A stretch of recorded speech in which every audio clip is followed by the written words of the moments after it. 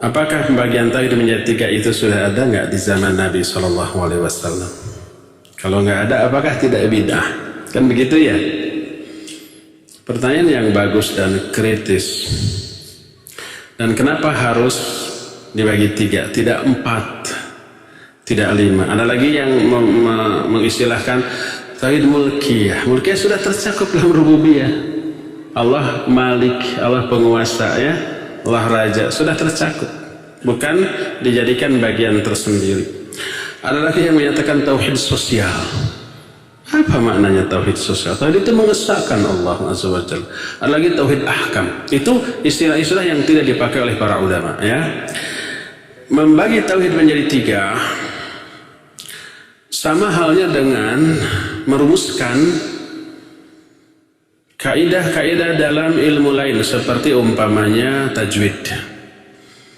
Nun mati, hukum nun mati ada beberapa macam, ada izhar, ada idgham, ada ikhfa, ada iqlab gitu kan. Kalau nun mati menghadapi huruf-huruf halaq, alif, ha, kha, ain, ghin, ha, disebut apa? Izhar. Dibacanya harus berapa? Harus gimana? Jelas. Tidak boleh dengung, tidak boleh ikhfa. Contoh, man, amana. Kalau nun mati menghadapi huruf ba, disebutnya apa? Iqlab. Si nunnya berubah menjadi apa? Mim. Contohnya apa? Mim ba'di umpama. Tidak min ba'di atau tidak min ba'di, tapi berubah menjadi nun. Disebutnya iqlab. Dan seterusnya. Apakah istilah izhar, ikhfa, idgham, iqlab sudah ada di zaman Nabi SAW? Belum. Apakah pembagian nun mati menghadapi huruf-huruf hijaiyah terbagi menjadi yang tadi sudah ada di zaman Nabi SAW? Belum. Teorinya, rumusannya, kaidahnya belum. Apakah izhar ada nggak di zaman Nabi? Ada. Mana? Itu tadi man amana itu izhar, tapi saat itu belum disebut izhar. Ada nggak iqlab di zaman Nabi? Ada. Contohnya apa? Mim ba'di. Ada nggak mim ba'di di zaman Nabi? Ada.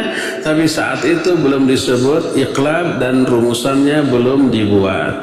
Untuk memudahkan orang mempelajari tata cara membaca Al-Quran, para ulama kemudian merumuskan. Lahirlah ilmu tajwid. Demikian juga ilmu nahu. Ada istilah mubtada, khabar, fa'il, naibul fa'il, ya, khabar kana, akhwat kana dan seterusnya, at-tawabi, hal, tamiz. Itu istilah dan rumusannya di zaman Nabi, zaman para sahabat, zaman khulafaur rasyidin belum ada. Tapi apakah mubtada ada nggak di zaman Nabi? Ada. Contohnya apa? Alhamdu. Alhamdu ini mubtada. Sudah ada nggak itu di zaman Nabi? Ada. Tapi belum diistilahkan mubtada, ya. Rumusan ilmu nahwu sharaf belum ada, tapi nahwu sharafnya sudah ada dalam praktek. Lahirlah ilmu kaidah nahwu sharaf atau tajwid. Begitu juga dalam masalah tauhid. Teori pembagian tauhid menjadi tiga belum ada. Tapi apakah tauhid rububiyahnya sudah ada nggak di zaman Nabi? Ada. Contohnya apa? Alhamdulillahi Rabbil Alamin. Itu tauhid ar-rububiyah. Tauhid asma wa sifat sudah ada nggak? Ada. Laisa kamitslihi syai'un wa huwas samiul basir ar-rahmanir rahim. Itu tauhid asma wa sifat. Tauhid al-uluhiyah ada nggak di zaman Nabi? Ada. La ilaha illallah. Itu tauhid al-uluhiyah. Jadi prakteknya, realitanya, kenyataannya sudah ada. Cuma teorinya belum dirumuskan. Untuk memahami tauhid lebih mudah, maka para ulama merumuskan kaidah-kaidah tadi. Lahirlah yang tadi, ya, tauhid yang tiga, ar-rububiyah, al-uluhiyah, dan asma wa sifat.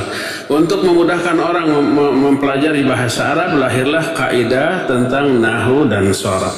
Untuk memudahkan orang membaca Al-Quran, lahirlah ilmu tajwid. Untuk memudahkan orang memahami ilmu tauhid, lahirlah ilmu tauhid dengan kaidah-kaidahnya yang didasarkan kepada Al-Quran dan As-Sunnah.